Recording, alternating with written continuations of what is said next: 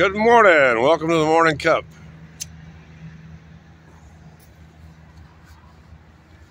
It's 4:46 a.m. Texas time.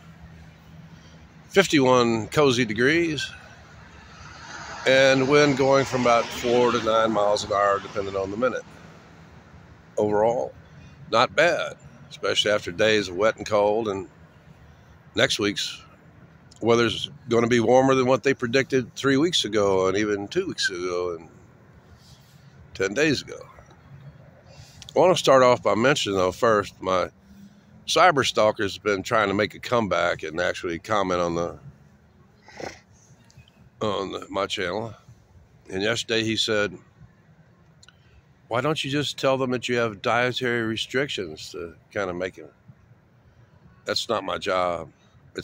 I don't have dietary restrictions. My job is to teach you people that the diet that everybody's pretty much forced to eat or whatever is fucking toxic. My job isn't to let people's feelings off and let them go and slide into illness like I did, which almost killed me repeatedly. My job is to be blunt and truthful with them. If I lie and say that I have dietary restrictions, that's not entirely true, is because everybody should have dietary restrictions. No frankenfood.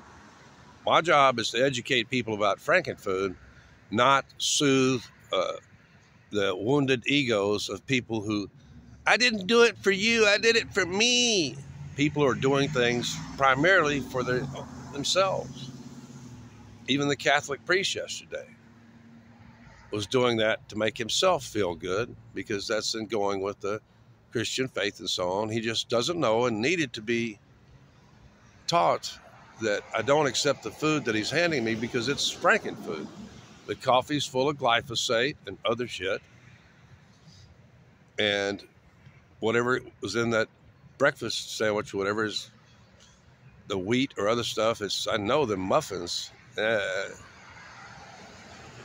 almost all bakery shit too. It's not my job to spare your feelings. It's my job to tell you the fucking truth.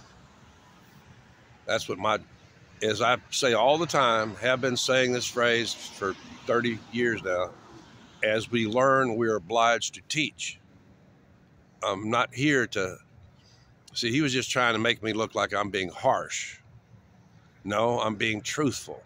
Unlike him, whose whole life is a lie, and his 40,000 fake channels is all lies. He's never really shown his face anywhere at any time, apparently. Maybe he's got cleft palate or something, I don't know.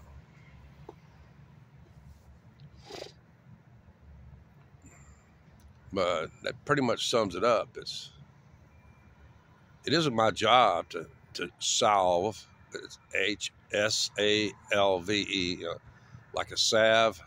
It's not my job to salve your soul, your wounded, bruised ego, because you pissed away your own money. That priest probably doesn't have much money.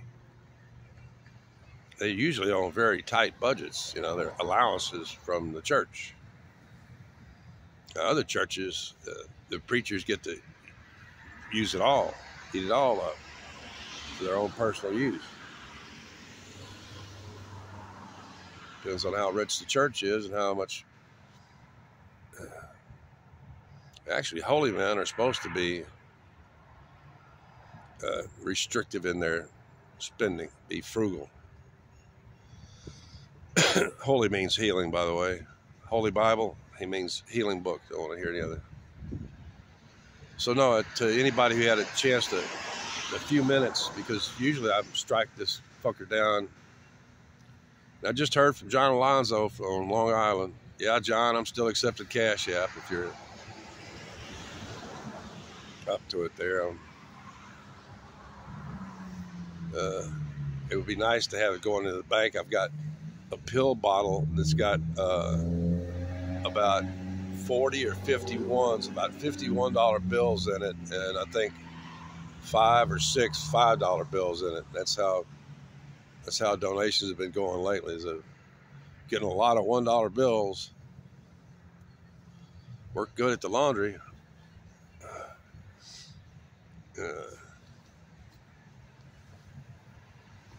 but yeah, no, I'm not going to spare people's feelings when I need to educate them that they're just like the lady and her daughter yesterday who brought me more frankenfruit from Starbucks. That, and I should mention here too, is I thought, especially since I was taking pain pills, taking an opioid, it was should slow down my gut reaction. I had uh, a nasty looking movement yesterday. I mean, it wasn't too bad. I mean, it wasn't a blowout. It wasn't cannon butt, but you could tell that the bile was not fully oxidized. It still had a greenish, and it was kind of funky. And last night I had slept for I fell asleep by 8 o'clock, a little before, and at 9 o'clock I woke up. What woke me up was I farted, and I could tell there was a little bit of moisture there, just a little bit. But being in control of my guts and stuff, thankfully, and I wasn't any more than 200 feet away from a flush toilet or so, 250, 275, okay. I hopped in and I had everything ready, had my wipes. I came in and dropped it and cleaned up. There's one little spot on my long johns that, yeah, I completely just soaked that up, that's easy to clean up. But yeah, that was some nasty. It took that long for that candy bar to finally get out of my system, and it was messing up everything along the way. So yeah, sometimes even the slightest, that's one of the points I've been trying to make, is that, like, in that candy bar, probably the most offensive thing was the palm oil in the caramel, and they probably used some in with the cashews. They probably mixed some in with the cashews. They didn't say it. When they say nougat, they can do it. But the real problem here is that we're using these seed oils that, this was what we were talking about 40 years ago when they started with this jojoba stuff. They knew that it was, they were trying, I think, to use it as in cooking. It's kind of a reddish oil and looks like transmission fluid, and that's what actually they were putting it in. They were making jojoba soap. It had a real high smoke point. I don't think it even needed much of an anti-foaming agent like in transmission oil or other oils, automotive, engine oils, automotive oils, or we're using these seed oils that, with probably some minor modification and stuff like that, it's the same way we do with, petroleum. It would be perfect because of their, they could take really high heats and over again and prolonged, and it'd be excellent to be using in engines and transmissions. Matter of fact, that was kind of the conclusion of like a 10-year experiment with jojoba, is that, I even used jojoba shampoo, but being actually a person who's actually light-haired, I could see how much that redness, which wasn't any kind of a color, any kind of a dye, red dye or something. That's other news, is they're about to, if that's true, they're about to ban food dyes. That's one of Robert F. Kennedy's Jr.'s big goals, is to get all that, the yellow and the red tartrazine, the red dye number 3, which I told some of my libertarian, they're actually, these are commissioned papers. He's actually the one who brought me some article on acrylamide along, 30-some years ago. And I also, what was the other thing that he was just completely, sorry, I lost my train of thought there. I've been doing sorry, my tongue's a little sensitive right there by that tooth. Yeah, I had me a cup of hot, and I'm doing pretty good. It's chilly, but I managed to make it over here and get in the fart sack, and things are drying out. It's not all muddy and nasty and shit. It's glad they didn't sprinkle the other night, because that would have just added to it, because I've got actually a pretty good mat of And you really, at a distance, you can't even tell it's there. The cardboard, I got 3 layers of cardboard underneath my feet, and where the foot of my bag is touching. This bag will survive a couple of washings, but usually the zippers only last about 100 cycles before they go. That may be a problem with the other bag. You may have used it a bunch and then he's through with it, but cleaned it up, probably washed it and put it away and before he gave it, and it may only work,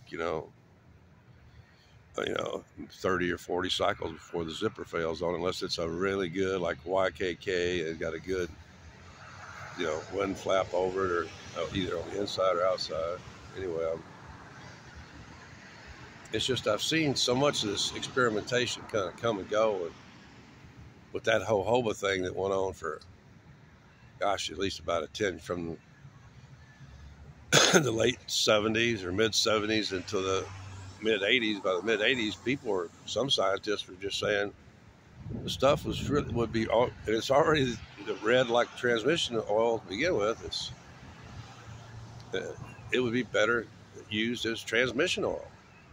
These seed oils, if you just think about how much seed oil you consume, you're actually consuming more than what you use in the engine of your automobile. Yeah, and as you know, Tesla says, there's no oil changes needed or whatever, but no, it's on their deal. You have to go in for an oil change to change the lubricants. And one guy was put up a screaming, hissy fit, and it got documented on the news that I think it ran him somewhere between $200 to $400 to have that oil, the old oil removed and new oil put in, because almost all oils will break down in their viscosity, sooner or later. It's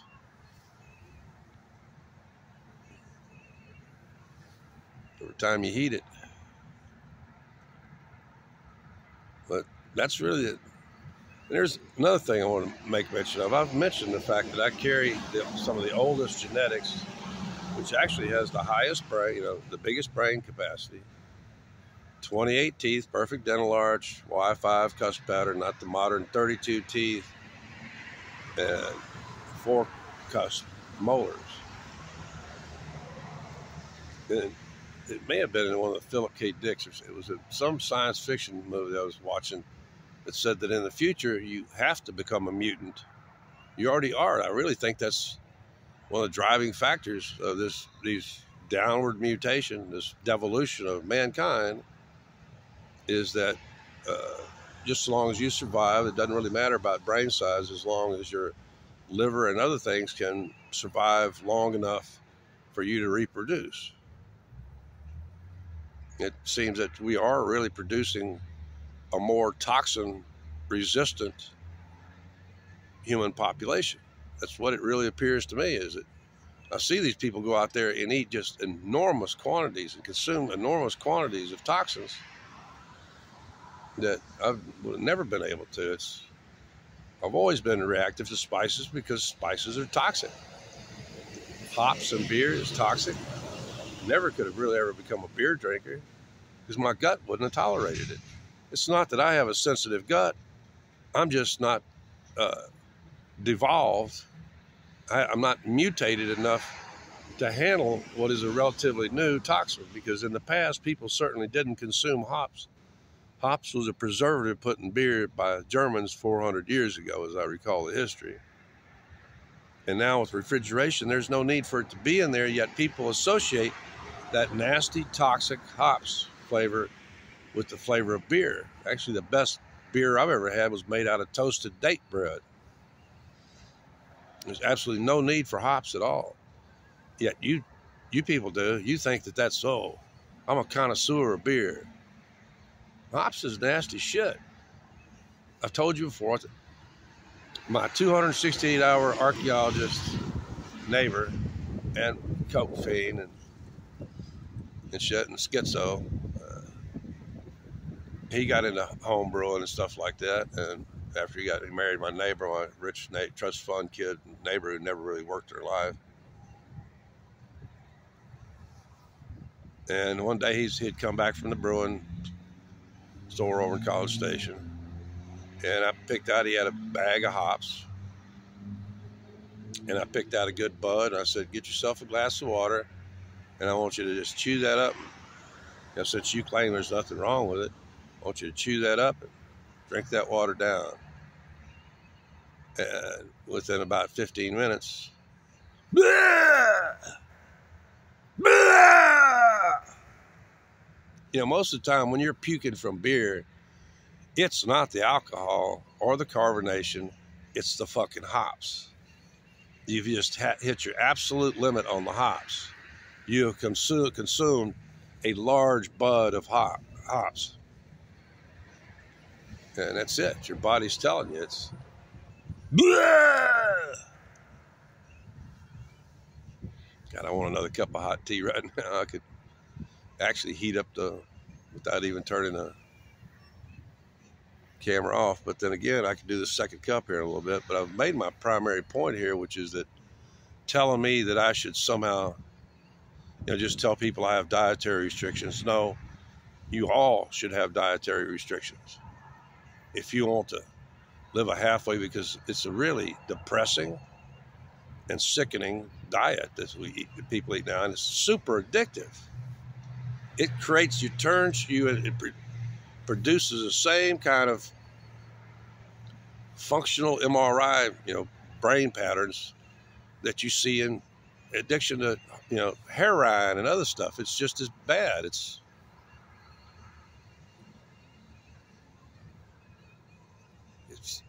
shit. Tobacco has a psychological component that's natural. I think frankenfood is even more addictive than tobacco. Smoking, or I should say cigarettes.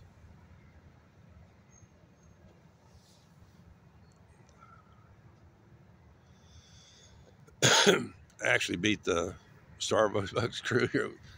One came cruising in right at me just as I was just about to finish bringing to a boil my first cup of tea. And actually in the mornings, I got to admit, sometimes they play some pretty good music in there. Like good, not too much booty shaking stuff, but just kind of cool music that gets you in the mood, to get you hustling around and get everything sorted out and get the pot boiling. And let's just say it's not offensive. Most of the time, it's not music that makes me just go, yeah. Oh, man. So anyway, enough of that shit. I'm not going to save somebody's hurt feelings when I'm not going to be educating them that they're of the future that's coming for them. Most of y'all have these symptoms anyway, and you don't know what's causing it. And you go to the doctor and he tells you, well, maybe you got IBS, irritable bowel. My doctor and I kind of settled on spastic. He was even coming up with Crohn's. I'm going like, where's the blood, doctor? Where's the, where's the ulceration? Where's the? He was trying to throw everything at me when in fact it was just fucking frankenfood. It was causing symptoms in me for fucking the last, 40 years. Been having problems with the very first modifications, and they were stepping up the pesticide. And what I should conclude is that there are some scientific reports that claim that before the introduction of the first pesticide, which was nicotine sulfate, kind of made from the waste product, the stalks and stuff of tobacco production, that our crop loss by insects was only 7%. And after the introduction of nicotine sulfate and then other pesticides, that crop loss by insects actually doubled up to 14%. And I'm of the mind where we should just offer crop insurance and not do any pesticides. And there will be areas that every year will get blighted and the pests will get out of control. And then as the government as insurer should cover the crop losses for those farmers and just accept the fact, and then, maybe limited, spraying containment around the edge of that, pest infestation and stuff like that. There's clearly better approaches than every freaking farmer just putting poison into everything, including genetically modifying the plant to be full of Bt toxins, Bacillus thuringiensis.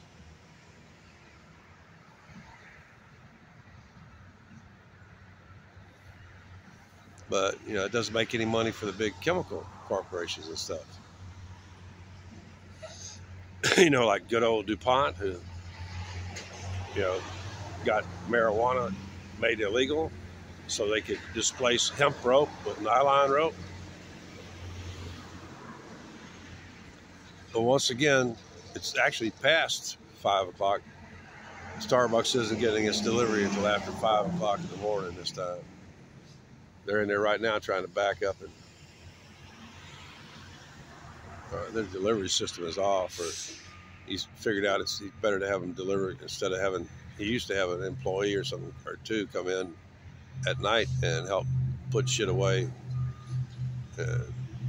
Sometimes they would just leave it out there for a few hours or stuff until he got in and packed away stuff into the cold area. It was not real good for the product. A lot of that product needs to stay under refrigeration the whole time.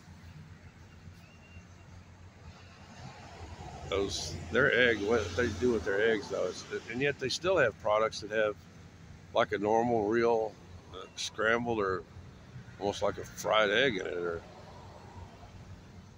and I'm sure those have to be kept really cold. Or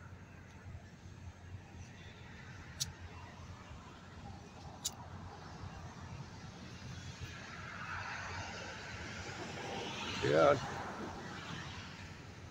I've had 2 days of bad movements here. It's because I violated the Frankenfood rules. Yeah, but at least I had it under control and got to. That's why I probably will never get more than a few hundred feet away from a flush toilet. Yeah, if it comes down to that, I'll choose jail because there's a flush toilet right in the room with me.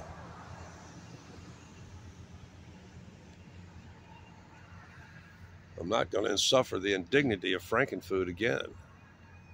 Yeah, they'd be trying to serve me Frankenfood in there, and then I'll just lose a bunch of weight in jail.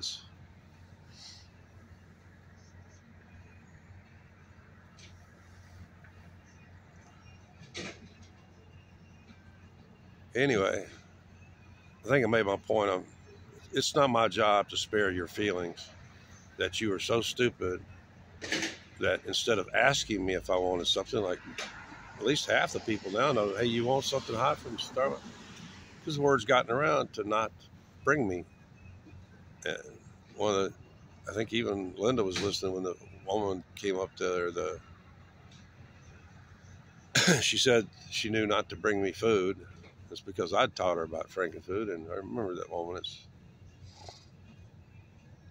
It's my job to kind of teach y'all that the dangers is coming down the road, and the fact that you're going to be constantly misdiagnosed by doctors, and they're going to try to give you all these toxic drugs on top of the toxins that you're already putting into your gut through Frankenfood. It's not my job to save your hurt feelings because you're perceiving that I'm rejecting you when I'm actually rejecting just the food. And the dietary restriction isn't just for me, it's for everybody. Harvard's already admitted that. Robert F. Kennedy backs me on that. And I'm all for you. I've said it before in previous shows that there's something wrong with you if you have to see a color associated with the flavor that's in there. There's no, oh, that's the other thing is that the libertarian dude that frequently was hiring me, he asked me about red dye number 40, actually. I think they were talking about red dye number 3 or something, which is making a comeback, which is ruled carcinogenic. I think it was red 40 is actually naphtha based. It's a petroleum. It's made from petroleum.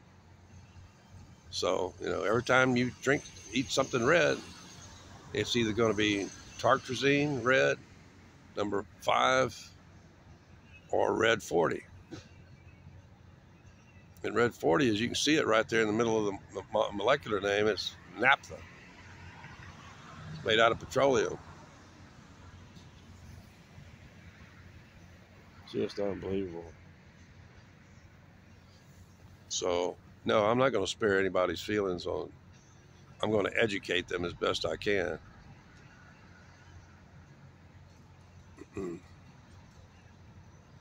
Anyway, I think I'll let you go at that. 25 minutes for the first cup. That's good enough because I'm ready for a second one. I'm in a pretty good mood because I did sleep off and on. I got about an hour's worth of sleep, and then hell, I woke up at 3:30 in the morning. I've been up ever since. It's a little after 5 now. It's 5:15, around in that range, 5:10. And I can always nap later.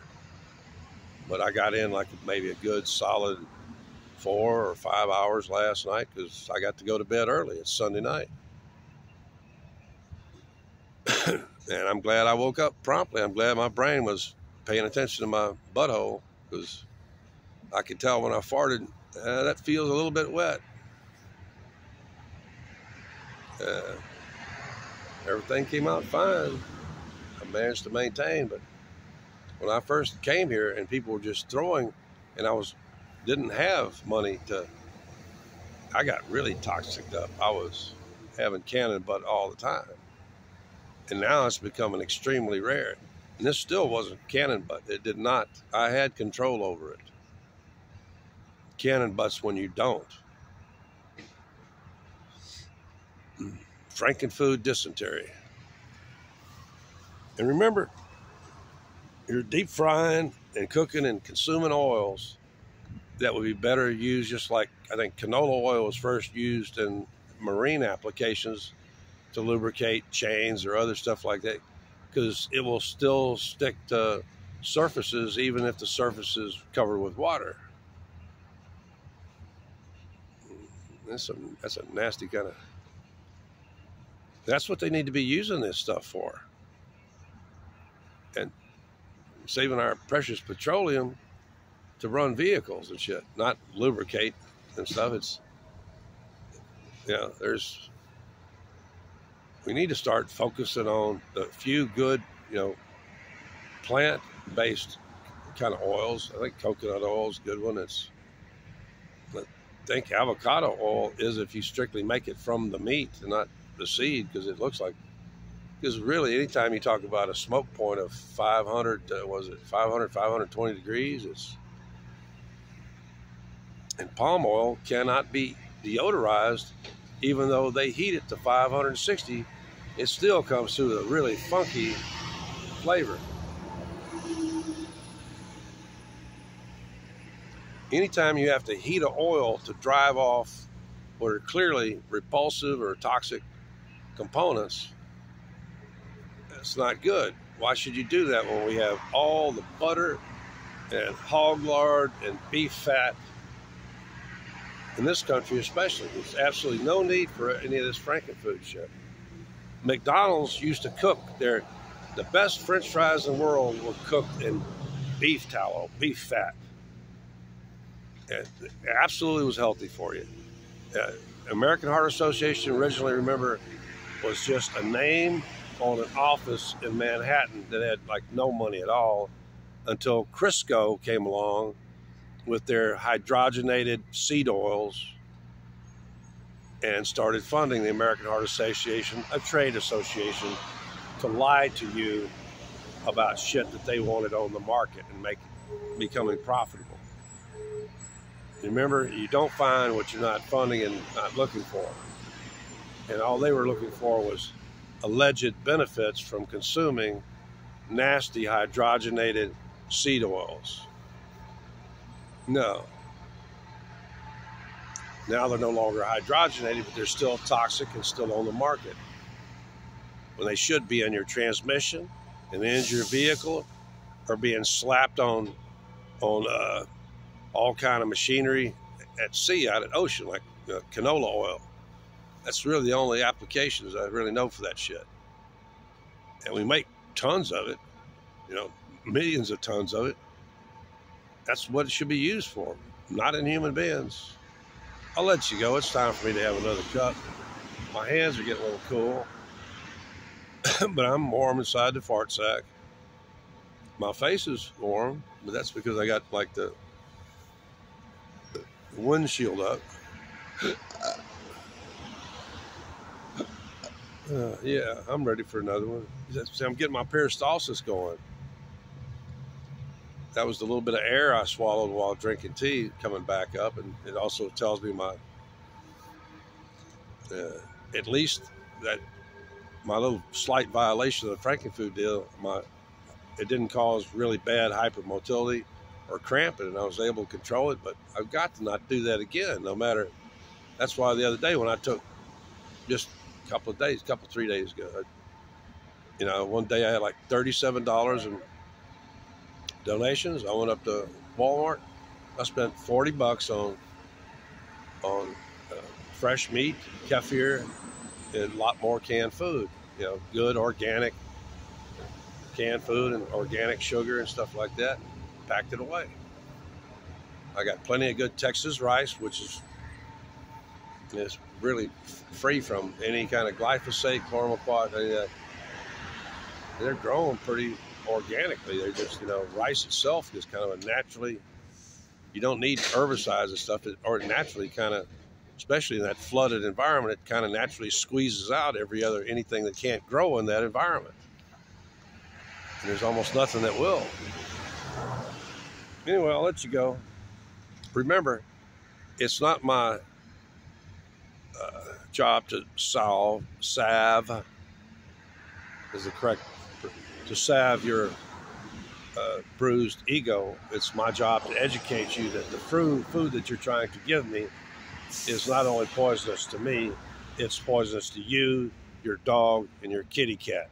If you remember, the Chinese were putting melamine, the plastic melamine, because it's very nitrogenous, in cat food. And as I remember, it was an infant formula in China, so that when you ran it through a simple spectrograph, it would show high in nitrogen, indicating protein, because protein tends to be nitrogenous. Not tends to be, is nitrogenous. I'll see you guys later. And let's hope actually, I think there's a chance of, today we're supposed to, see the sun, and they did say 81. I think they backed off to 80 degrees today. And I've got to try to book my medical trip, which it may not go through. And if it doesn't, I don't give a rat's ass. I'm screwed next month anyway. Any way you look at it, I'm screwed. I'll see you guys later.